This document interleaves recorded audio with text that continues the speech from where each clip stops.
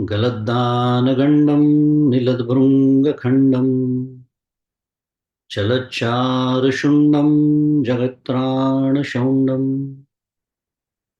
लसद्दन्तकाण्डं विपद्भङ्गचण्डं शिवप्रेमपिण्डं भजे वक्रतुण्डम्। अहं निर्विकल्पो निराकाररूपो विभुर्व्याप्य सर्वत्र सर्वेन्द्रियाणां सदा मे समत्वं न मुक्तिर्न बन्धः चिदानन्दरूप शिवोऽहं शिवोऽहं चिदानन्दरूप शिवोऽहं शिवोऽहम्। गुरुर्ब्रह्मा गुरुर्विष्णुः गुरुर्देवो महेश्वरः गुरुः साक्षात् परं ब्रह्म तस्मै श्रीगुरवे नमः। ब्रह्मानन्दं परमसुखदं केवलं ज्ञानमूर्तिं द्वन्द्वातीतं गगनसदृशं तत्त्वमस्यादिलक्ष्यम् एकं नित्यं विमलमचलं सर्वधी साक्षिभूतं भावातीतं त्रिगुणरहितं सद्गुरुं तन्नमामि। श्री सद्गुरुनाथ महाराज की जय। जय जय रघुवीर समर्थ। श्री राम जय राम जय जय राम। श्री राम जय राम जय जय राम। श्री राम जय राम जय जय राम। श्री राम जय राम जय जय राम। श्री राम जय राम जय जय राम। श्री राम जय राम जय जय राम।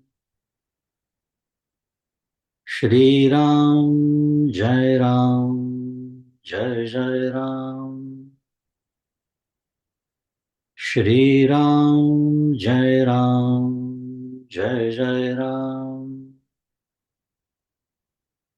श्री राम जय राम जय जय राम।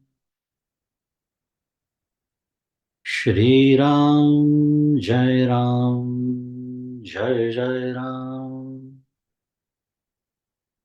श्री राम जय राम जय जय राम। श्री राम जय राम जय जय राम।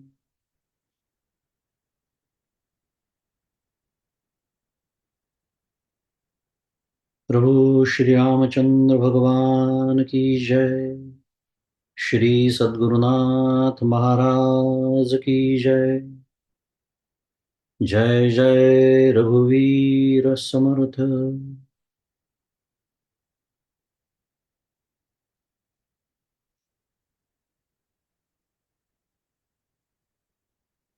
माझे सद्गुरू परमपूज्य डॉक्टर श्रीकृष्ण दत्तात्रय देशमुख उपाख्य डॉक्टर काका यांच्या श्रीचरणी शिरसाष्टांग वंदन करतो। परमपूज्य मंदाताई गंधे यांच्या चरणी शिरसाष्टांग वंदन करतो। तुम्ही श्रोते जगदीश मूर्ती तेथे माझी उत्पत्ती किती बुद्धिहीन अल्पमती सलगी करीतो श्रीराम। तुम्हा सर्वांना सप्रेम अभिवादन।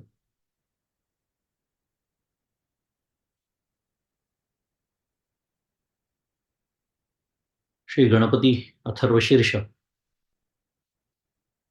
मगाशी जाहीर केल्याप्रमाणे आज आपल्या या विषयावरच्या चिंतनाचं तिसरं सत्र। एकंदरीत आपण अथर्वशीर्षाकडे बघण्याची भूमिकाच म्हटलं तर समजून घेतो आहोत. मागील सत्रात आपण उपनिषद हा शब्द कसा तयार झाला, त्याचा अर्थ काय हे आपण बघितलं. सुरुवातीलाच एक गोष्ट स्पष्ट करून घेऊया. जसं सुहर्षाताई म्हणाली तसं काही नवीन लोक बरेच वेळेला नवीन सभासद म्हणूया, नवीन श्रोते म्हणूया येत असतात, की अथर्वशीर्षाचा शब्दशः अर्थ तर तुम्हाला पुस्तकात, इंटरनेटवर पण मिळून जाईल. आपली भूमिका त्याच्याकडे बघण्याची ती नाही. आपली भूमिका ही आहे, की अथर्वशीर्ष काय देऊ पाहताय मला? मी काय घेणं अपेक्षित आहे? एक गणपतीचा उपासक म्हणूया, गणपतीचा, गजाननाचा साधक म्हणूया, किंवा आपण जर ते स्तोत्र म्हणत असू, तर मी नेमकं काय म्हणतोय हे तर कळायला हवं मला. ह्या दृष्टीने आपण, आणि हाच आग्रह माझ्या सद्गुरूंचा आणि म्हणूनच माझाही राहिलेला आहे, की कुठलाही ग्रंथ असो, कुठलाही विषय असो, नेमकेपणा आणि नेटकेपणा डॉक्टर काकांचे शब्द आहेत. डॉक्टर काका म्हणजे पुन्हा नवीन कोणी असतील तर माझे सद्गुरू परमपूज्य डॉक्टर श्रीकृष्ण दत्तात्रय देशमुख. त्यांना मी प्रेमाने डॉक्टर काका म्हणतो, कारण ते व्यवसायाने डॉक्टर होते. या दृष्टीने आपण या विषयाला प्रारंभ केला आणि याच दृष्टीने आपण त्याचा अभ्यासही करणार आहोत. त्यामुळे जर अथर्वशीर्ष हे उपनिषद आहे, गणपती उपनिषद, असं आपण त्याचा अगदी पहिल्या सत्रात विचार केला होता, तर त्याच्यामुळे उपनिषद म्हणजे काय हे समजून घेण्याची मग आपल्यावरती जबाबदारी येते. त्या दृष्टीने आपण मागच्या वेळेला तो शब्द कसा तयार झाला, त्याचा अर्थ काय आहे, कारण उपनिषद खरं तर किती सर्वसाधारण म्हणजे शब्द आहे म्हणूया, सर्वसाधारण या दृष्टीने, की अनेक उपनिषद आहेत. फक्त गणपती अथर्वशीर्ष हे काही एकमेव उपनिषद नाही या दृष्टीने, सर्वसाधारण अर्थाच्या दृष्टीने नव्हे. तदनंतर आपण प्रत्यक्ष अथर्वशीर्षाच्या चिंतनाला प्रारंभ करताना आपण शांती मंत्राचा विचार केला मागच्या वेळेला. थोडीशी उजळणी 2-3 मिनिटांमध्ये विषयामध्ये प्रवेश व्हायला सोपं होतं. त्यानिमित्ताने आपण विविध उपनिषदांचे शांती पाठ किंवा शांती मंत्र बघितले. दोन्ही शब्द मागच्याला आपण बघितले. काही बिघडत नाही कुठले शब्द वापरला तरी. आणि हे जे प्रत्येक उपनिषदाची सुरुवात ही शांती मंत्रांनी होते, शांती पाठाने होते, शेवटही होतो. इतकं जर प्रत्येक उपनिषदाला त्याचं महत्त्व वाटत असेल, तर त्याच्या उद्देशही आपण बघायला नको का? त्या दृष्टीने आपण त्याच्या उद्देशाचं विवेचनही मागच्या वेळेला ऐकलं, की का म्हणून प्रत्येक उपनिषदामध्ये हा शांतीपाठ येतो? काय उद्देश आहे नेमका या ऋषीमुनींचा हा शांतीपाठ म्हणण्याचा? मग शांतीपाठ वेगवेगळा असू शकतो, पण साधारण भाव त्याच्यामध्ये तोच व्यक्त केलेला असतो. म्हणून आपण त्याची सुरुवात मागच्या आपल्या सत्रामध्ये केली होती. आणि त्या दृष्टीने आपण अथर्वशीर्षाचा जो शांतीपाठ आहे किंवा शांती मंत्र आहे, त्याचा जो पहिला श्लोक, त्याचा आपण थोडा विचार केला होता. विचार आपला पूर्ण व्हायचा होता, पण सुरुवात आपण केली होती. ओम भद्रं कर्णेभिः शृणुयाम देवाः भद्रं पश्येमाक्षभिर्यजत्राः स्थिरैरङ्गैस्तुष्टुवांसस्तनुभिः व्यशेम देवहितं यदायुः. त्याच्यामध्ये ओमचा विचार आपण केला होता. ओम इति ब्रह्म वगैरे. भगवद्गीता काय सांगते? उपनिषद काय सांगतं? ओंकार फार व्यापक, फार सखोल असा तो विषय आहे. त्यामुळे एक काय म्हणूया त्याची तोंड ओळख करून घेऊनच आपण पुढे गेलो, कारण नाहीतर आपलं विषयांतर फार होऊ शकतं. पण सुरुवात ओमनी केलेली आहे, की प्रत्येक मंत्राची सुरुवात ओमनी असते. अनेक मंत्रांची सुरुवात ओमनी असते, आपल्याला माहिती आहे. त्याच्यानंतर आपण त्याचा अन्वय करून घेताना पहिले देवाहा, कोणाला केलेली आहे ही प्रार्थना? देवाहा, हे देवांनो. काय प्रार्थना केली आहे? कर्णेभिः भद्रं शृणुयाम. एक स्मरण म्हणून फक्त आपण पटकन त्याचा एक वाच्यार्थ बघूया, की आम्ही कानांनी मंगल कल्याणकारी असं ऐकावं. कर्णेभिः भद्रं शृणुयाम. पुढे म्हणतात अक्षभिः भद्रं पश्येम. म्हणजे डोळ्यांनी आम्ही शुभ कल्याणकारक दृश्य पाहावं. आणि यजत्राहा म्हणजे यजन म्हणजे उपासना करणारे जे आम्ही आहोत, त्यांनी काय करावं तर स्थिरैही अंगैही म्हणजे उत्तम स्वस्थ निरोगी सशक्त इत्यादी अशा शरीराने तुष्टवांसस्तनुभिः म्हणजे तुष्ट करणाऱ्या शब्दांनी तुमचं स्तवन आणि मग सेवा करीत यत आयुः म्हणजे जे आयुष्य आम्हाला प्राप्त झाले असेल ते देवहितम म्हणजे देवांसाठी देवाच्या प्राप्तीसाठी व्यशेम व्यतीत करावे. भाषा पहा तुमच्या लक्षात आली असेल तर करावे बघावं. करा नाही म्हटलेला आहे, मी करतो नाही म्हटलेला आहे, करावे सदिच्छा व्यक्त केली. त्या दृष्टीनेच तसे शब्द पण संस्कृतमधले वापरलेले आहेत. म्हणजे जे धातू ज्याला म्हणतात, जाऊ त्याचे व्याकरण विधिलिंग लकार वगैरे म्हणतात त्याला, पण एक अपेक्षा व्यक्त केलेली आहे. कधी कधी आज्ञार्थ या दृष्टीने पण ते वापरण्यात येतं, पण आपण सगळे मिळून करूया असा त्याचा अर्थ असतो. आहे पुढे पुढे आपण काही श्लोक बघणार आहोत, त्याच्यामध्ये अजून तो विषय येईलच. आणि मग हा सगळा विचार आपण मागच्या या विचारांना सुरुवात केली होती. हा झाला त्याचा वाच्यार्थ. आता वाच्यार्थ लक्ष्यार्थाचं बरेच विवेचन आपण केलेलं आहे. त्यामुळे आता तो अर्थ तरी आपल्याला समजला असेल या अपेक्षेसह आपण पुढे जाऊया. आणि आपण भद्र या शब्दावरती जरा चिंतन करायला सुरुवात केली होती, की भद्र म्हणजे काय तर मंगल आणि पवित्र. आपण गमतीने का होईना आपण एक वस्तुस्थिती मागच्याला बघितली होती. आपल्याला भद्र शब्द अनेकांना माहिती नसतो, पण अभद्र शब्द माहिती असतो. तेही आपण मागच्याला थोडंसं बघितलं होतं. जसं एखादा लहान मुलगा असतो आणि तो आईला कधी कधी असंच गमतीने म्हणतो किंवा काही कारणाने म्हणतो, आई उद्या समजा मी मेलो तर. मग आई त्याला काय म्हणते, अरे असं अभद्र बोलू नको मेल्या, असं म्हणते की नाही? तुम्हाला यातला विनोद लक्षात आला असेलच. ती म्हणते त्याला अभद्र बोलू नको आणि शेवटी मेल्या म्हणते. आता हे जे मेल्या आहे ते प्रेमाने असतं, हा भाग सोडून देऊ आपण. पण अभद्र बोलू नकोस. विषय काय सुरू आहे आपला? अभद्र कळतं आपल्याला, पण भद्र नाही कळत हा शब्द. केला होता आपण विचार, की फार कठीण नाहीये. अभद्र कळतं याचा अर्थ भद्र कळतंच असंच म्हणायला पाहिजे खरं तर. कारण जे अभद्र नव्हे ते भद्र, त्याच्या उलट म्हणजे मंगल, पवित्र असा आपण विचार मागच्याला केला होता. आता भद्राचे माझ्या नियंत्रणात असलेलं आणि नियंत्रणात माझ्या नसलेलं अशा दोन पद्धतीने आपण त्याचा विचार मागच्या वेळेला केला होता. मंगल बघण्यासाठी किंवा ऐकण्यासाठी अमंगलापासून दूर राहून ते साधेल, की नुसत्या या शांतीपाठाच्या म्हणण्यानी किंवा श्री गणेशाच्या कृपेनी किंवा त्या कृपेच्या अपेक्षेनी हे सहजच जमून येईल हा प्रश्न आहे. इथूनच सुरुवात होते. ही जी एक विचार करण्याची सरणी म्हणूया किंवा एक सवय आमच्या सद्गुरूंनी आम्हाला लावलेली आहे, याला म्हणायचं प्रथम पुरुषी एकवचनी केलेला विचार. आता काय होतं, हे सगळे स्तोत्र असतील, उपनिषद असतील, भगवद्गीता असतील, या सगळ्यांचा जो अभ्यास असतो तो केवळ पुस्तकी अभ्यास राहून जातो.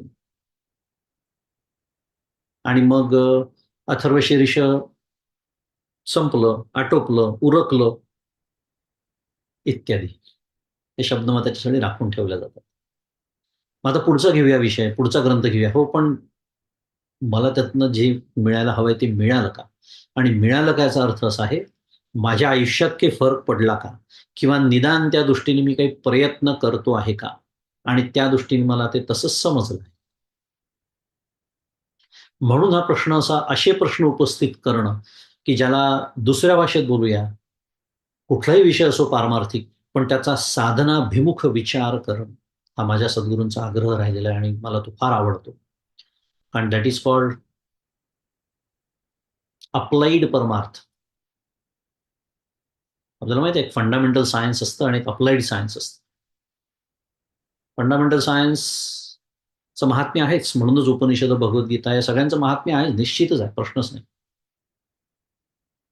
पण मी एक काही वर्षांपूर्वी एक लेख लिहिला होता, त्यातलं एक उदाहरण मला आठवलं, की त्या काळी ॲपल कंपनी फार प्रसिद्ध झाली होती. अगदी नुकतंच त्यांनी त्यांचं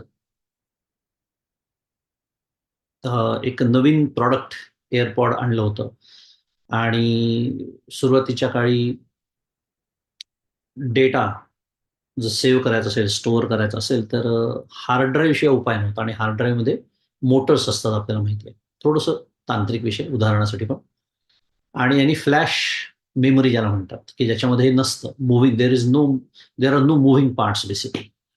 मुद्दा एवढाच होता, की हा शोध लावणारा जो शास्त्रज्ञ होता, त्याचं नोबेल प्राइज वगैरे पण मिळालं होतं.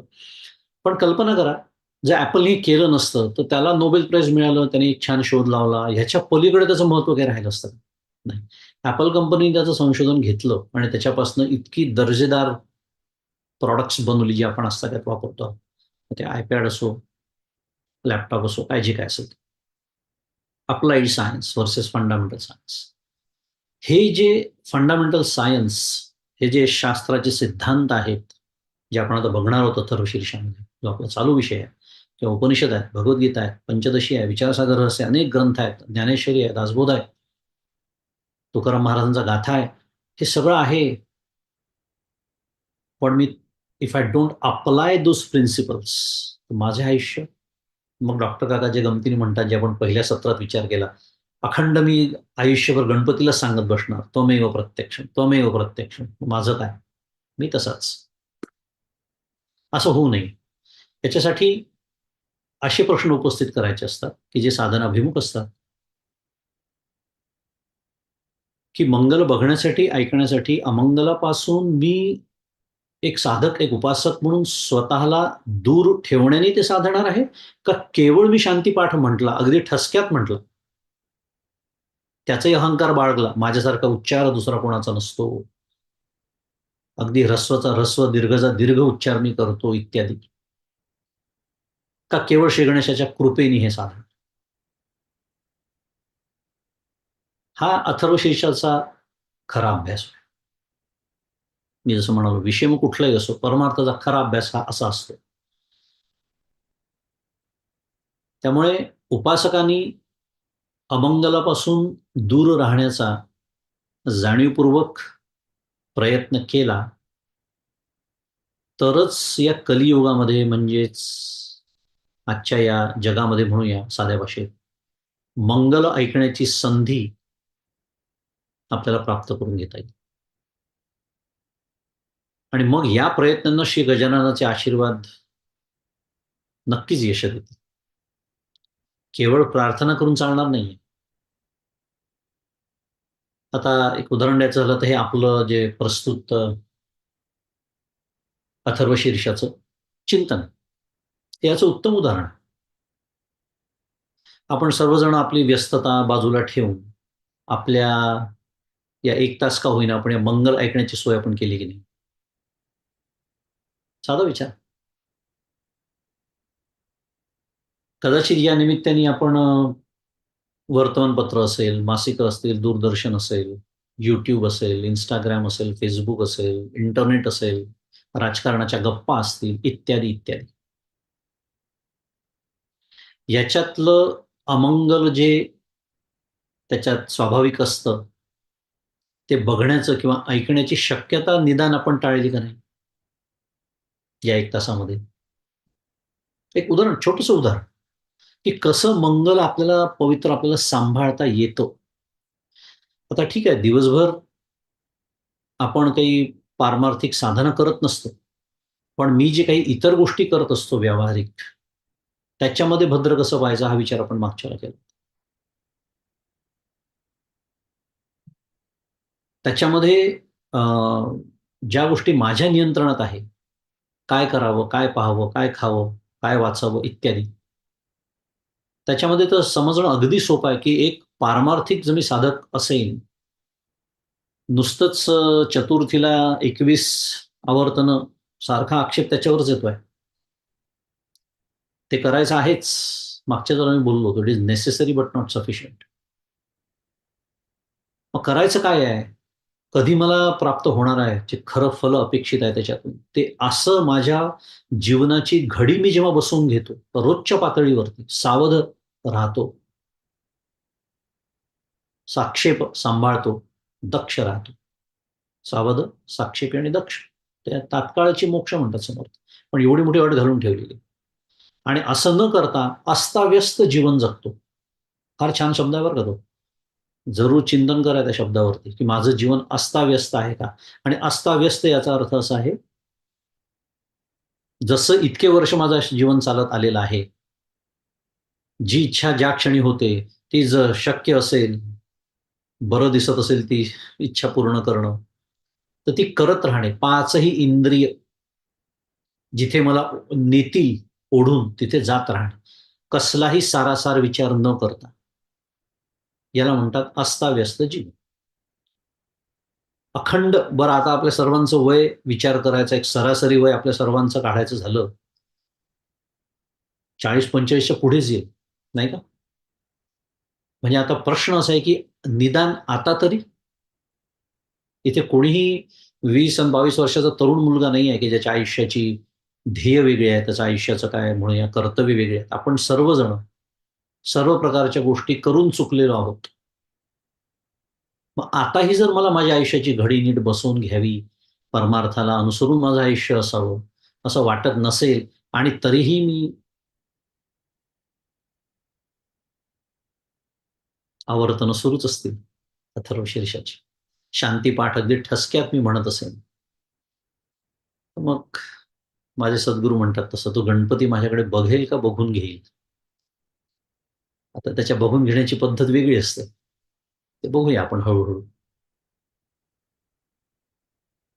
त्यामुळे जे निदान माझ्या नियंत्रणात आहे, ज्या गोष्टी मी टाळू शकतो, ज्या गोष्टी मी सांभाळू शकतो, ज्या परमार्थाला पूरक आहेत त्या सांभाळणे, ज्या प्रतिकूल आहेत त्या टाळणे, अखंड त्याविषयी सावध असणे, तर मी खरा उपासक. तर माझं काय म्हणूया अथर्वशीर्षाचं जे काही पठण आहे, ते सार्थकी लागणार.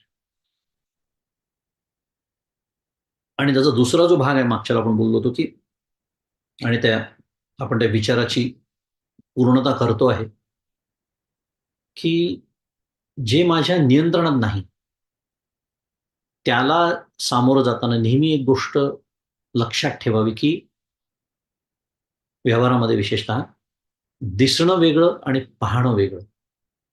छान आहे. 2 शब्द मराठीत. म्हणजे दृष्टीला काहीही दिसलं किंवा कानाला काहीही ऐकू आलं. आता आपण विचार कशाचा करतोय? जे माझ्या नियंत्रणात नाही. अनेक गोष्टी आपल्याला आजूबाजूला आपल्या घडत असतात, दिसत असतात आपल्याला, ऐकू येत असतात, इत्यादी. तर जे दिसतं आहे, जे ऐकू येत आहे, त्यातलं मंगल मला निवडता यावं, असा या श्लोकाचा भावार्थ आहे. आपण ज्या शांती मंत्राचा विचार करतो. आणि अगदी अ, व्यावहारिक पातळीपासून तर आध्यात्मिक पातळीपर्यंत आपल्याला याचा विवेक करता येतो. एक उदाहरण घेऊया छोटंसं, की व्यावहारिक पातळीवरती कसा असतो विवेक? समजा माझ्याकडे एखादा कार्यक्रम आहे. आपल्याकडे असतात अनेक कार्यक्रम होत असतात. काही आध्यात्मिक असतात, काही प्रापंचिक असतात, कोणाचा वाढदिवस असतो. काही निमित्ताने आपण पार्टी देतो इत्यादी, इत्यादी. काही कार्यक्रम आहे समजा आणि मी बोलवलं माझ्या मित्रांना, परिचितांना, नातेवाईकांना आणि त्या परिचितांपैकी एक जण कोणीतरी आलं नाही, असं गृहीत धरू. माझी प्रतिक्रिया काय असते? हे नेहमीच भाव खातात. यांना किती वेळा बोलवा. फारच शिष्टपणा करतात. स्वतःला हे काय समजतात माहीत नाही. जे काय सुरू होतं आपलं, आपल्याला सर्व माहिती. आता यांना मला बोलवतो दे. उद्या त्यांच्याकडे असू दे काही कार्यक्रम, जातो का पहा. होतं की नाही आपली? अगदी स्वाभाविक प्रतिक्रिया. साधी घटना आहे बरं, विशेष काहीही नाही.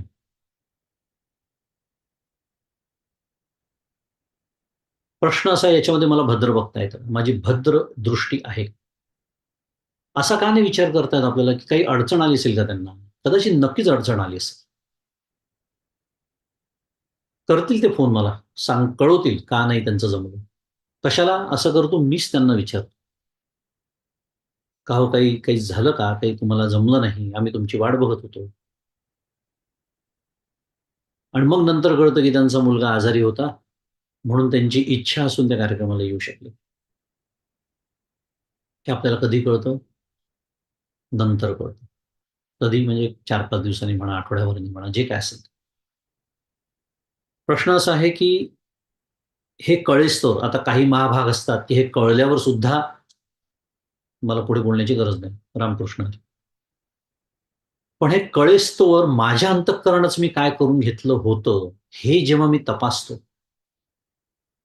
होतं का नाही आपलं अंतःकरण क्षुब्ध? येतो का नाही त्या व्यक्तीचा विचार 4 वेळेला, 10 वेळेला? त्याचं नाव जरी निघालं तरी पहिले रागच येतो का नाही मला? की भेटतो मी पुढच्याला भेटलो ना की बघतोच त्यांच्याकडे. म्हणजे माझं अंतःकरण मी विनाकारण क्षुब्ध करून घेतलं. बरं ते विनाकारण असो का सकारण असो, परिस्थितीत काही फरक पडलेला आहे का? ते न यायचे ते आलेले नाहीतच आहेत कार्यक्रम. प्रश्न असा आहे की मी त्याच्याकडे सकारात्मक भूमिकांनी बघू शकतो का? इतकी छोटी घटना मी उदाहरण म्हणून सांगतोय, व्यावहारिक पातळीवर. पण तसं होत नाही आणि मी माझं अंतःकरण शुद्ध करून घेतो. मग मी जेव्हा अथर्वशीर्षाच्या आवर्तनाला बसतो, नामस्मरणाला बसतो, ध्यानाला बसतो, तेव्हा मला ती व्यक्ती आठवते की नाही? आठवते. कारण स्मरणशक्ती आहे बुद्धीची, ती आठवण करूनच देणार आहे. आणि ती व्यक्ती आठवली, की जे काही माझ्या अंतःकरणाचं होतं, आधीच तर किती क्षुब्ध असतं. त्यात मी बसलोय कशासाठी? आध्यात्मिक साधनेसाठी. तिथे ती क्षुब्धता माझी पाठ सोडत नाही. एक छोटंसं उदाहरण व्यावहारिक पातळीवरती, की मला घडणाऱ्या ज्या घटना आहेत, त्यांच्याकडे किती वेगळ्या दृष्टीने पाहता येतं. किती माझ्या अंतःकरणाची एक काय म्हणूया शांतता, निर्विकारता मला किती छान सांभाळता येते आणि किती प्रेमाचं नातं सुद्धा सगळ्यांशी जपता येतं. इतक्या छोट्या गोष्टींमधनं गैरसमज होतात आणि लोकं एकमेकांशी आयुष्यभर बोलत नाहीत. हे आपल्या सर्वांच्या अनुभवाचा विषय आहे. आता हे तर अगदी व्यावहारिक पातळीवरचं. एक आध्यात्मिक पातळीवर जर आपण याचा विचार करायचा म्हटलं, तर माझ्या बुद्धीचा जो विवेक आहे, तो इतका दृढ व्हावा, की जे माझं पुण्यकर्म आहे त्याचं फल म्हणून माझं अंतःकरण सत्वगुणांनी इतकं परिपूर्ण आणि इतकं निर्मळ असावं, की माझी पाहणारी, ऐकणारी जी इंद्रिय आहे, त्यांनी परस्पर भद्र जे आहे त्याची निवड करावी. परस्पर हा शब्द फार महत्वाचा. जे मंगल आहे, जे पवित्र आहे. ठीक आहे, हा प्रवास आहे. सुरुवातीला जेव्हा आपण परमार्थ प्रांतामध्ये येतो, काय सांगितलं आहे हो, विचार केला तर? साधनेचं एक विकास, विवेक, वैराग्य, शमाधी षटक, शमदम, उपरम, श्रद्धा, समाधान, तितिक्षा आणि मग मुमुक्षुत्व. सुरुवात कशाने केलेली आहे? विवेक. पहिलीच पायरी आहे आणि पहिल्याच पायरीला मला ठेच लागते, अडखळतो, मी पडतो. कारण विवेक याचा अर्थ होतो विचार आणि जो आम्हाला अजिबात करायचा नसतो. विचार करायचा सोडून काहीही करायला सांगतात. 21 कशाला? 51 करतो अथर्वशीर्षाची आवर्तन. 16 सोमवार करतो. एकादशा करतो. मग हे करायचं नाही का? सगळं करायचं आहे.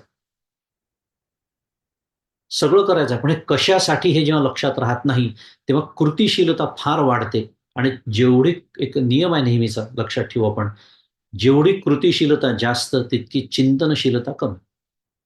दॅट इज इन्व्हर्सली प्रपोर्शनल शुद्ध मराठी. म्हणजे ती चिंतनशीलतेचं काय म्हणूया अंतिम टोक भगवद्गीता 6वा अध्याय. अनेक वेळा मी बोलतो ते. जिथे कर्माची अंतिम सीमा सांगितलेली. योगारूढस्य तस्यैव शमः कारणमुच्यते. आरुरुक्षुर्मुनी योगम. सुरुवात तिथून आहे. जोपर्यंत योगारूढ झालेला नाहीये, तोपर्यंत कर्म करायचंच आहे. पण चिंतनशील ते वाढायला हवाय. तो बुद्धीचा विवेक. विषय हा सुरू आहे आपला, की साधक म्हणून जेव्हा आपला प्रवास होतो अध्यात्माचा, तेव्हा सुरुवातीला आपल्याला विवेक करावा लागतो. प्रश्नच नाही. म्हणजे तिथे काय म्हणूया, कृत्रिमता आहे. विवेक म्हणजे विचार, साध्या भाषेत बोलूया. योग्य तो विचार करावा लागतो.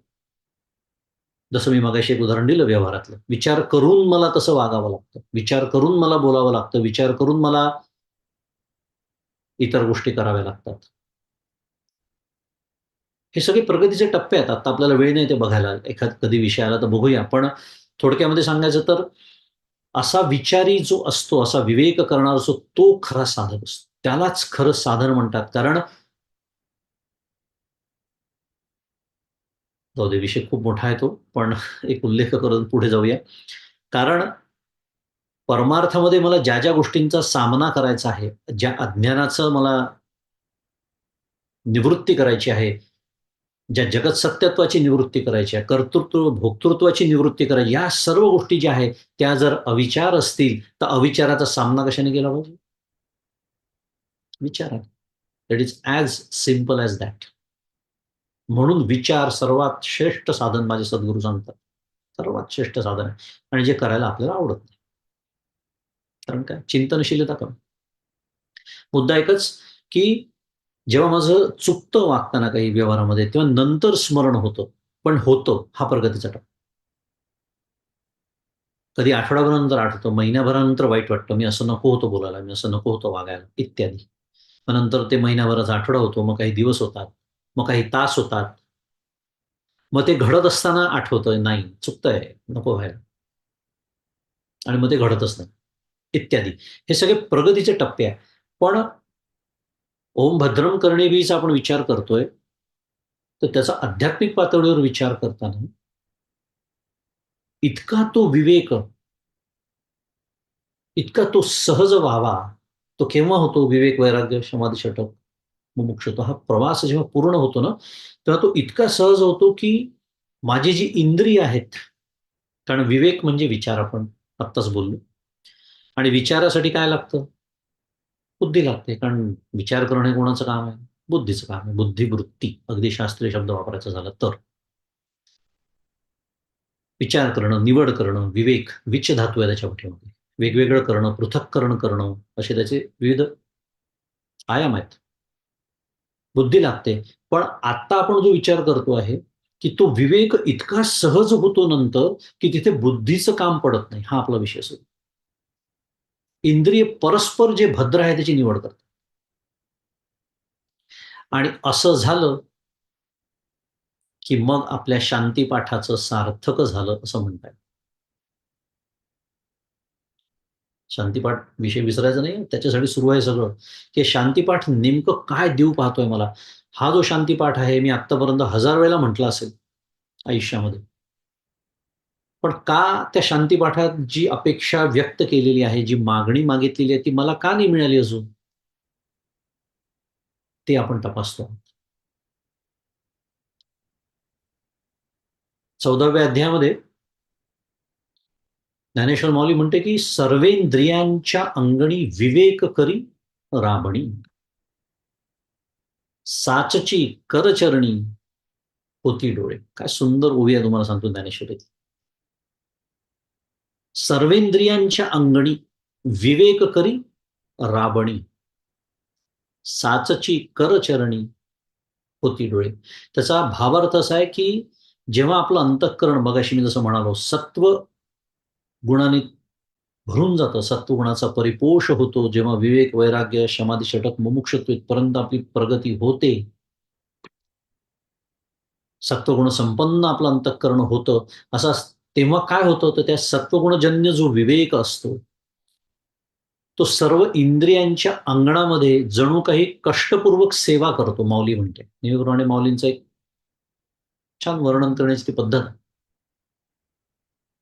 आणि काय सुंदर उपमा द्यावी माऊलींनी.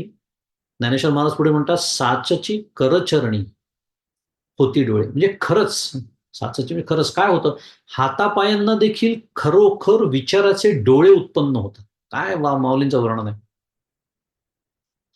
जणू काही माझ्या इंद्रियांना आता डोळे उगवले आहेत. म्हणजे त्यांनाच कळतंय काय भद्र आहे, काय अभद्र आहे. माझ्या हातापायांना जणू काही डोळे उगवले आहेत. अशी कल्पना केलेली आहे माऊली, मुद्दा स्पष्ट करण्याचा. साचची करचरणी, साचची खरोखरच काय होती डोळे, कर चरणी, कर हात, चरणी पाय, होती डोळे म्हणजे जणू काय त्यांना डोळे म्हणजे विचाराचे डोळे उत्पन्न होतात. म्हणजे आपला जो आत्ताचा विषय सुरू आहे, की एखादी गोष्ट करावी, न करावी, पाहावी, न पाहावी, वाचावी, न वाचावी, इत्यादी, इत्यादी. जे, जे ज्ञानेंद्रिय असेल त्याचा त्याचा विषय. पण हे करावं का न करावं याच्यासाठी जो विवेक करावा लागतो, त्याच्यासाठी बुद्धीची सुद्धा आता गरज उरली नाही. इतका तो विवेक सहज होतो. इंद्रियच परस्पर ठरवतात, की नाही हे करायला नको.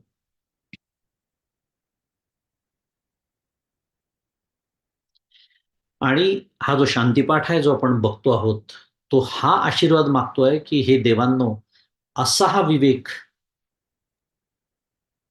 जणू माझी सहज प्रवृत्तीच व्हावी. बुद्धीने केलेल्या विवेकाची आता कृत्रिमताच नाही.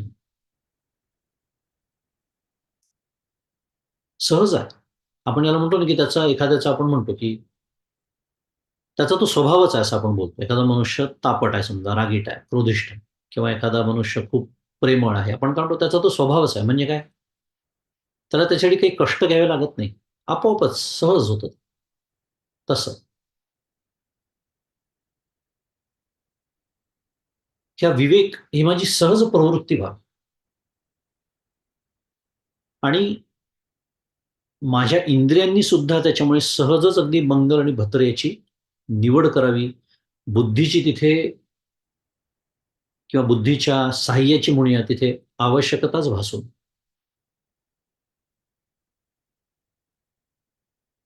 हे जे या ओवीमध्ये ज्ञानेश्वर माऊली जो विचार प्रकट करते तीच मागणी या शांतीपाठामध्ये केलेली आहे, विचार केला. ओम भद्रम कर्णेभिः शृणुयाम देवा, भद्रम पश्येमाक्षभिर्यजत्रा. हा मुद्दा स्पष्ट करताना माऊली पुढे म्हणते, की नाईकडे ते कानची वाळी, न पाहणे ते दिठीची गाळी, अवाच्य ते टाळी, जीवची गा. याच अध्यायातली पुढची ओवी आहे. फार सुंदर ओवी आहे. काय म्हणताय मग, नाईकपणे ते कानची, नाईकणे ते कानची वाळी, म्हणजे जे ऐकणे निषिद्ध आहे त्याला कानच दूर करतात. न पाहणे ते दिठीची गाळी, जे पाहणे योग्य नाही त्याला डोळेच त्याग करतात त्याचा. आपली काय परिस्थिती असते, जर थोडंफार कुठे पारमार्थिक साधना सुरू झाली असेलच, थोडंफार कळायला लागलं असेल, थोडंफार प्रामाणिकपणे, प्रामाणिकपणे हा शब्द फार महत्वाचा आहे. प्रामाणिकपणे, की मला कळलेलं आहे, प्रयत्न करतो आहे, पण मला कधी कळतं माहितीये का? अर्धा पाऊण तास तो YouTubeचा व्हिडिओ पाहिल्यानंतर कळतं, चुकलं. काय चुकलं? काही संबंध नाही आहे माझ्या आयुष्याशी या विषयाचा. काही संबंध नाही आहे माझ्या पारमार्थिक साधनेशी याचा. ठीक आहे, फार काही वाईट आपण बघतो असा त्याचा अर्थ नाही आहे बरं का. ते तर आपण बहुतांश लोकं बघत नसू अशी अपेक्षाच आहे. नाहीतर आपण इथे येणारच नाही अथर्वशीर्षाच्या श्रवणासाठी, चिंतनासाठी. पण तरीसुद्धा म्हणून मी मगाशी वयाचा उल्लेख केला, की आज माझं आता वय किती झालेलं आहे आणि या वयातही मी बायडन काय म्हणतो आणि मोदींचं काय चाललंय आणि इथे काय चाललंय लोकल पॉलिटिक्स लेव्हलवरती आणि या कंपनीचा स्टॉक आणि त्या कंपनीचा स्टॉक. अरे, मग शंकराचार्य जसं म्हणाले होते त्याला, "नाही, नाही रक्षते डुक्करून करणे." हे नाही वाचवणार आहे तुम्हाला. हे नाही मदतीला येणार आहे. माझं वर्णन करतोय मी. मी नेहमी सांगतो. मला अर्ध्या पाऊण तासानंतर जाणवतं, की अरे, गेला वाया पाऊण तास. बरं काय असतं माहिती आहे का? सगळ्यात वाईट गोष्ट तुम्हाला सांगतो. पाऊण तास समजा मी नको ते बघितलं. नको ते याचा अर्थ पुन्हा त्याचा माझ्या आयुष्याशी काही कधीही संबंध येणार नाहीये आणि बहुतांश वेळेला कारण सध्या there is a explosion of information. Explosion. आणि usually most of the information comes with its own expiry date and that expiry date doesn't last longer than 24 hours. करा विचार. आज मी जी माहिती भरमसाठ 50 पानांचं वर्तमानपत्र वाचत बसतोय, त्याच्यावर एक्सपायरी डेट काय आहे? 24 तास. कारण दुसऱ्या दिवशी दुसरं येणार. कोणीही त्या माहितीला विचारणार नाही 24 तासामध्ये. मग माझा मुद्दा हा सुरू होता.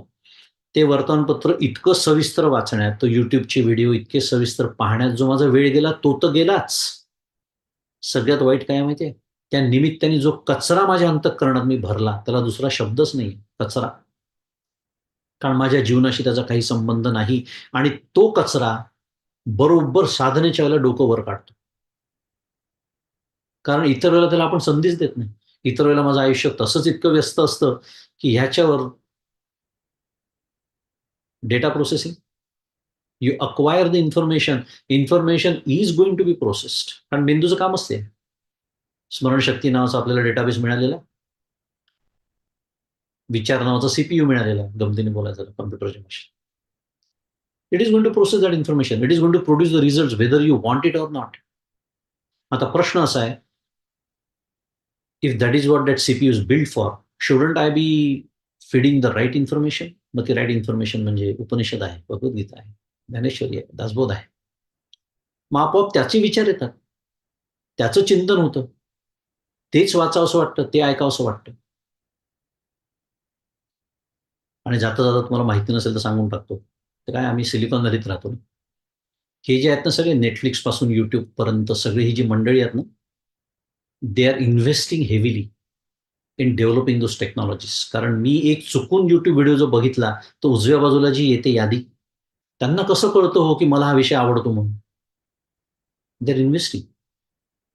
आणि not only in the machine learning technology behind it, but believe it or not, they're also investing in neuroscientists. They have hired these companies. कशासाठी माहिती आहे? They are studying the effect on your brain, की काय पाहिल्याने it releases a chemical called dopamine, ज्याने आपल्याला आनंद वाटतो. आज आपल्याला न्यूरोसायन्स सांगतं, आपल्याला जेव्हा आनंद, सुख वाटतं, चांगलं वाटतं, छान वाटतं, उत्साह वाटतो, इत्यादी इत्यादी, तेव्हा डोपामाइन नावाचं केमिकल रिलीज होतं आपल्या मेंदूमध्ये, ब्रेनमध्ये. मग ते काय केल्याने ते रिलीज होईल याचा अभ्यास या कंपन्या करतात आहे. My only point was, they are going that extra mile to take away as much as time as possible from us. And we get carried away without knowing. We think it is free. We think YouTube is free, Instagram is free, Facebook is free. Nothing is free. There is no free lunch in this world. ऐकलं असेल आपण सगळ्यांनी. We are indirectly paying दोन गोष्टी. एक वेळ, time is मनी. आणि दोन, त्या निमित्ताने मी जे सगळं भरतोय रोज माझ्या अंतःकरणामध्ये, त्यांनी माझ्या अंतःकरणाची धर्मशाळा होते. आणि मग इथे जी अपेक्षा व्यक्त केलेली आहे, किती प्रचंड दरी पडते पहा आपण विचार करतोय त्या विषयाचा. इथे तर अशी अपेक्षा व्यक्त केलेली आहे, की तो विवेक इतका सहज व्हावा. इथे मला विवेक बुद्धिपुरस्सर सुद्धा जमत नाही, हे माझ्या वागण्यामुळे. जे माझ्या आयुष्याचा आज मी काही कडबोळ करून टाकलेला आहे. आणि तरी मी स्वतःला पारमार्थिक समजतो किंवा समजते. किती प्रचंड चुका करतो पहा. आणि आजचा जो साधक आहे म्हणजे तुम्ही, आम्ही, आपली आव्हानं जास्त वाढलेली आहेत विचार केला तर. कल्पना करा 70, 80, 100 वर्षापूर्वी किती साधं जीवन होतं हो खेड्यातलं. काय शेतात काम करा, जे काय व्यवसाय करा, संध्याकाळी या. एक देऊळ असायचं, त्या देवळामध्ये छान कीर्तनं व्हायची, प्रवचनं व्हायची. रोज संध्याकाळी सगळेजण भोजन झाले की त्या देवळात जमायचे. दिवे नसायचेच, त्यामुळे अंधार झाले की झोपायचे. पहाटे उठायचे लवकर ब्रह्ममुहूर्तावरती. देअर आर नो डिस्ट्रॅक्शन्स, शुद्ध मराठीत. आज आपले आव्हानं फार वेगळी आहेत 21व्या शतकातल्या साधकाची. म्हणून हा सगळा विचार करावा. आणि हे जे वळण आपण आता बघितलं, की हा विवेक सहज होतो. ती इंद्रियच ती विवेक करतात. इतका तो सहज होतो. म्हणजे विचार केल्यानंतर सुरुवातीला काव्यात्मक वगैरे वाटतं वर्णन थोडं. आणि काव्यात्मक याचा अर्थ काव्यात व्यक्त केलाय म्हणून नव्हे, थोडं काल्पनिक असावं का असं वाटतं. असं कधी होतं का हो? इंद्रिय स्वतःहून कधी निर्णय घेतात का? इंद्रियांना मेंदूतर्फे सूचना दिल्या जातात की नाही? बहुतांश वेळेला ते खरं आहे. पण इंद्रिय निर्णय करतात. शुद्ध मराठीत सांगतो, there is a local intelligence. कसं? 1-2 उदाहरणं बघूया. मी गरम दुधाचं पातेलं आहे आणि मी त्याला हात लावला. चटका बसला. क्षणार्धात आपला हात आपण घेतो की नाही. मला माहिती नाही गरम आहे. किंवा त्याच्याहून दुसरं एक चांगलं उदाहरण देतो तुम्हाला, की इंद्रिय कशी शुद्ध आपल्या मराठीत बोलायचं तर ट्रेंड होतात, प्रवीण होतात. मी जेव्हा आता माझ्या घरात 2 तरुण मुलं आहेत माझी. तुम्ही पण पाहिलं असेल, या तरुण मुलांचं आजकाल फार एक वैशिष्ट्य आहे. काय? तरुण पिढीचं म्हणूया. त्यांना एकमेकांशी बोलायला नाही आवडत. म्हणजे फोन नाही करणार ते. ते काय करतात? संदेश पाठवतात. ज्याला टेक्स्टिंग म्हणतो आपण शुद्ध मराठीत. टेक्स्ट. हे सगळ्यांनी तुम्हाला माहिती असेल. प्रत्येकाच्या घरातला अगदी सामान्य विषय आहे, की या पिढीचं एक वैशिष्ट्य आहे. ते अनेक वेळा आपण म्हणतो, "अरे फोन कर ना, उचल त्याला फोन लाव, 2 मिनिटं बोलून घे मित्राशी." नाही, टेक्स्ट. ठीक आहे, तो त्यांचा प्रश्न आहे. पण हे करत असताना मी अनेक वेळा त्यांचं पाहिलं, मी निरीक्षण केलं, की अ, ते बघत पण नाही फोनकडे. ते फोनकडे न बघता आणि इतक्या वेगाने, जलद गतीने ते तो संदेश पाठवतात आणि तो टाइप करतात, की आपल्याला तोच टाइप करायला समजा 2 मिनिटं लागत असतील, तर त्यांचं 20 सेकंदात होऊन जातं.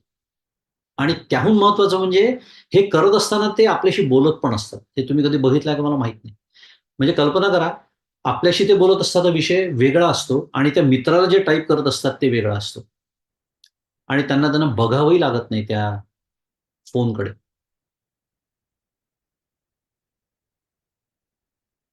काय विषय पाहतोय आपण? हो. इंद्रियांना सवय होते, असं होऊ शकतं. हा विषय पटावा याच्यासाठी मी फक्त एवढं एक उदाहरण दिलं आजच्या युगातलं एक छान दृष्टांत. असे त्या इंद्रियांना जर सवय लावली, जसं यांनी सवय लावली आहे कीबोर्ड टायपिंगची, न बघता टाइप करता येतं आणि 2 विषय एका वेळेला बोलणं वेगळं सुरू आणि टायपिंगचा वेगळा विषय आहे. तसं जेव्हा मी विवेकाची सवय माझ्या इंद्रियांना लावतो, मग त्याला ते छान वाक्य ना ते, "धिस बिकम्स युअर" काय सेकंड नेचर. सेकंड नेचर किंवा आपला विचार करा. आपण गाडी चालवतो, कार चालवतो. वर्षानुवर्ष आपण चालवतोय की नाही? करतो का विचार? खूप नाही. आता अशी परिस्थिती निर्माण झालेली आहे, की मी आता ब्रेक दाबला पाहिजे. असं आपण सांगतो का? विचार करतो का? It just happens. Second nature. याला म्हणायचं इंद्रियांनी केलेला विवेक. आणि आपलं अंतःकरण जेव्हा इतक्या पावित्र्याने भरलेलं असतं, तेव्हा नरेंद्रनाथांनी परीक्षा म्हणून गादीखाली ठेवलेले पैसे सुद्धा श्रीरामकृष्णांना टोचतात. मी अतिशय गूढ बोललो, पण म्हटलं तर गूढ नाही, कारण ही कथा सगळ्यांना माहिती आहे. प्रसंग स्वामी विवेकानंदांच्या जीवनातला, त्यांनी ज्या अनेक प्रकारच्या परीक्षा आपल्या सद्गुरूंच्या केल्या, त्याच्यात ही एक पण एक परीक्षा होती. इतकं पावित्र्य अंतःकरणाचं, इतकं संन्यस्त जीवन, की टोचलं त्यांना ते. कारण त्यांची परीक्षा पाहिली होती, की हा महात्मा म्हणतो, की मी धनाला स्पर्श करत नसतो. बघूया. श्रीरामकृष्णांनी म्हणजे नरेंद्रनाथांनी त्यांची परीक्षा घेतली. हे तेव्हा होऊ शकतं. शांतीपाठातली या पुढची जी मागणी आहे, की निरोगी देहाने अं, देवांचं स्तवन किंवा सेवा करीत आमचं आयुष्य व्यतीत व्हावं, ही पुढची मागणी आहे. स्थिरैरंगै सृष्टवान सस्तनुभिः व्यशेम देवहितं यदायुः. सुरुवातीचं जे आपण आत्ता एवढा सगळा विचार केला, त्याच्यामध्ये विचार केला तर अंतःकरणाच्या आरोग्याची, म्हणजे साध्या भाषेत सत्वगुणाची म्हणूया, विवेकाची म्हणूया, सदिच्छा किंवा मागणी व्यक्त केल्यानंतर आता देहाच्या आरोग्याची अपेक्षा इथे व्यक्त केली. स्थिरैही अंगैही, केला आपण त्याचा विचार, अर्थ बघितला म्हणजे. परंतु जरी देहाच्या आरोग्याची इथे अपेक्षा व्यक्त केलेली असली, तरी त्याचं कारण महत्वाचं आहे.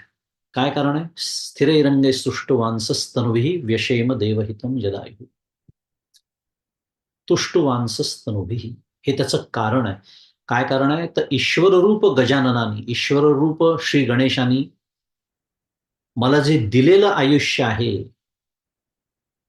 ते त्याच्याच स्तुतीत आणि त्याच्याच सेवेमध्ये रुजू करणे. आता इथे स्तुती याचा अर्थ भजन, अनुसंधान इत्यादी इत्यादी, आणि त्याची सेवा, भगवंताची सेवा, भगवंताचं स्मरण, भगवंताचं भजन, भगवंताचं नामस्मरण, त्याचं केलेलं ध्यान इत्यादी, ह्या करता मला तुम्ही निरोगी शरीर द्या अशी मागणी. ह्याकरता सत्वगुणयुक्त अंतःकरण मला द्या अशीही मागणी. कारण बसता आलं पाहिजे. ध्यानाला बसतो म्हटलं, 1 तास मांडी घालून, ताठ, सगळ्याच अडचणी झाल्यात आजकाल. खुर्चीशिवाय बसताच येत नाही आपल्याला. त्याच्यासाठी मागणी केली की ह्याच्यासाठी मला ते द्या. कारण ईश्वररूप गजाननाने हे दिलेलं आयुष्य आहे मला. त्यातलं दिलेलं शब्द जो आहे ना, तो अधोरेखित आहे बरं का. त्याला शुद्ध मराठीत अंडरलाईन असं म्हणतात. दिलेलं. काय खूप सुंदर आहे, तुम्हाला सांगतो अथर्वशीर्ष. हळूहळू आपण आता बघणारच आहोत. त्याच्यामध्ये येणारच आहे या सगळ्या गोष्टी. दिलेलं. हे लक्षात राहत नाही आपल्या, म्हणून सांगतोय. साधा विचार आहे. कोणी विचारलं होतं का हो आपल्याला, "का रे बाळा, तुला जन्माला यायचंय का?" मला तर नव्हतं विचारलं होतं. मला विचारलं असेल तर कळवा मला.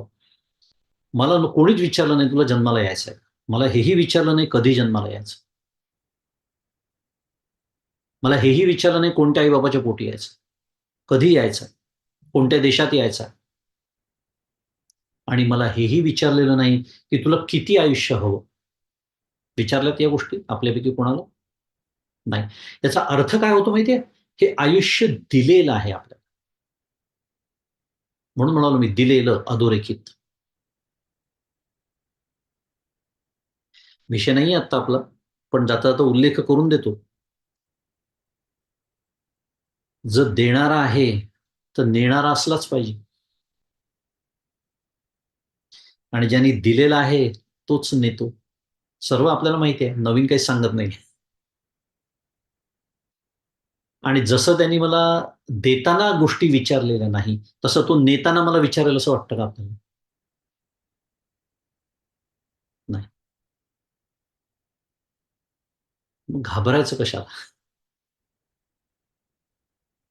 नुरा कुस्ती, माझ्या सद्गुरूंचं दृष्टांत आहे तो. नुरा कुस्ती नावाचा एक प्रकार आहे कोल्हापूरच्या बाजूला. नुरा कुस्तीमध्ये म्हणजे ते 2 पैलवान असतात. त्यांनी आपापसात ठरवलेलं असतं, की आज तू जिंकायचं, उद्या मी जिंकतो. म्हणजे म्हणजे तू जिंक म्हणजे मी हारतो. म्हणजे जो जिंकतो त्याला पैसे मिळतात. दुसऱ्या दिवशी तो हारतो आणि हा जिंकतो. म्हणजे दोघांना सारखे पैसे मिळतात. दोघं पैसे वाटून घेतात. याला नुरा कुस्ती म्हणतात. त्याला शुद्ध मराठीत मॅच फिक्सिंग असं म्हणतात.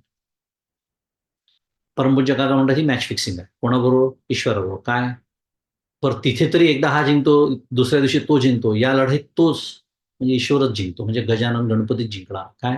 त्यांनी दिलेला आहे. त्यामुळे त्यांनी ठरवलं त्या दिवशी तो नेणार. त्याचा सविस्तर विचार आपण नंतर करणारच आहोत. पण म्हणून म्हणालो दिलेलं अधोरेखित, आणि त्यांनी दिलेलं असल्यामुळे ते किती असावं, म्हणजे माझं आयुष्य किती असावं आणि व्यावहारिक दृष्टीने सुद्धा ते कसं असावं, ह्या बाबी विचारातच घ्याव्या लागत नाही. तो सविस्तर विचार आपला येणारच आहे अथर्वशीर्षामध्ये. कसं? संपूर्ण प्रारब्ध शास्त्र त्याच्या पाठीमागे. परंतु हे जे मला प्राप्त आयुष्य आहे, त्याच्यामध्ये विधी पाळीत, निषेधाते गाळीत.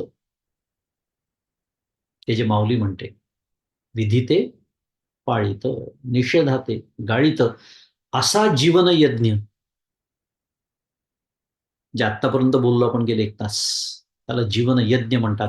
असा जीवन यज्ञ श्री गजाननाच्या कृपेने पार पडावा, अशी मागणी या शांती मंत्राच्या पहिल्या श्लोकाच्या माध्यमातून केलेली आहे.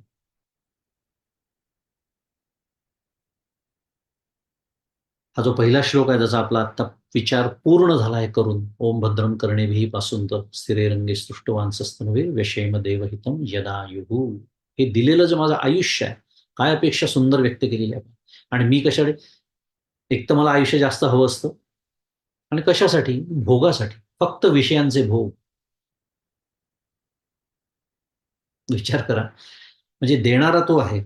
असं समजा, असं गृहीत धरू क्षणभर, की तो वाढवणी देत असेल समजा. करूया क्षणभर विचार. पण जो तो वाढवून देत असेल, तर निदान तुझ्याच भक्तीसाठी हे सुद्धा मी मागत नाही. आयुष्य मागतो कशासाठी? विषयांचे भोग घेण्यासाठी. का म्हणून द्यावा त्याने मला? तो म्हणतो तुला मनुष्य जन्म दिला. दिला की नाही? मी म्हणतो हो. मग तो मला विचारतो, काय करतोस तू? म्हणतो काही नाही, खातो, पितो, झोपतो, विषयांचे भोग घेतो, दुसऱ्याला नावं ठेवतो. मग तो गजानन मला काय म्हणतो? अरे हे तर सगळं ते कुत्रा, मांजरी, गाय, बैल, सगळे पशु, पक्षी तेच करतात आहेत. मग तूही तेच करतोय. तुला मनुष्य देह दिला कशासाठी? जीभ नावाचं एवढं इंद्रिय दिलं कशासाठी? माझं नाम घेण्यासाठीच ना. मग जर तुला हे करायचंच नाही आहे, तर पुढच्या जन्मी तुला मनुष्य जन्माची देहाची गरजच नाही. कारण पुढच्या जन्म तर निश्चितच आहे. त्याच्याबद्दल तर वादच नाही. पण तो मनुष्याचा नाही हेही निश्चित ठरतं मग त्याच्यामध्ये.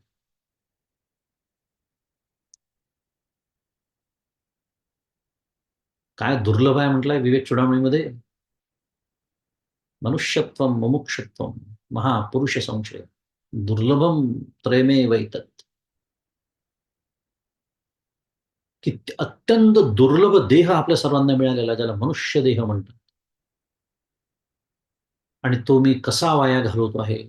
जे झालं ते झालं, पण ह्याच्यानंतर आता तरी उर्वरित आयुष्य आणि परमार्थ प्रांतामध्ये लक्षात ठेवा नेहमीसाठी, केलेलं काहीही वाया जात नाही. नाही काम झालं या जन्मामध्ये, पुढच्या जन्मी तिथून पुढे सुरुवात होणार. काहीच वाया जात नाही. असा हा जीवन यज्ञ आहे, आणि अशी ही अपेक्षा, इतकं सगळं तो शांती मंत्र मला देऊ पाहतो. कल्पना करा. आणि मी किती भरकन 2 सेकंद, 4 सेकंद जास्तीत जास्त म्हणून, कारण कधी एकदा ते अथर्वशीर्ष ते 21 मोदक झालेलं आपलं सगळं. हे म्हणताना माझ्यावर काय जबाबदारी येऊन पडते आहे याचा काही विचारच नाही.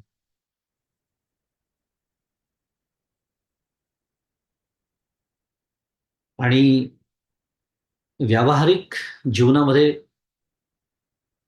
जसं काय घडावं ही अपेक्षा करणं स्वाभाविक असलं, तरी त्याची पूर्तता करणं आपल्या म्हणजे जीवाच्या हातात नाही. थोडक्यामध्ये बोलूया, जीवाला कर्म स्वातंत्र्य असलं तरी फल स्वातंत्र्य नाही. आणि म्हणून या दृष्टीने पुढच्या शांती मंत्रामध्ये ओम स्वस्ति न इंद्रो वृद्धश्रवा, हा जो पुढचा शांती मंत्र आहे, त्याच्यामध्ये काही दैवतांची प्रार्थना केली. ती प्रार्थना आपण, किंवा तो शांती मंत्र, त्याचा आपण विचार अर्थातच पुढच्या सत्रात करणार आहोत, पण आपली वेळ होऊन गेलेली आहे. तर आज आपण ते थांबूया. पण एक नेहमीसाठी लक्षात ठेवूया, की ह्याच्यानंतर जसं-जसं आपला अभ्यास पुढे सरकत जाईल, तसा-तसा जेव्हा-जेव्हा मला अथर्वशीर्ष म्हणण्याची संधी मिळेल, तेव्हा जाणीवपूर्वक मी काय म्हणतो आहे किंवा म्हणते आहे, त्याचा अर्थ काय होतो आहे. कारण आता अर्थ आपल्याला छान कळतोय.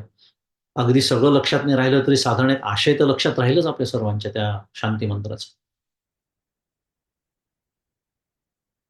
आणि ह्याच्यासाठी ते असतं बरं का. किती छान विचार आहे पहा. शेवटचा विचार मांडतो आणि थांबतो, की हे जे आपल्याकडे सांगितलेलं असतं की नाही, संध्याकाळी शुभंकरोती म्हणावी, सकाळी अथर्वशीर्ष म्हणावं, जे काही बसवून दिलेलं आहे सगळं आपलं, ते ह्याच्यासाठी दिलेलं आहे. का? अखंड स्मरण असावं.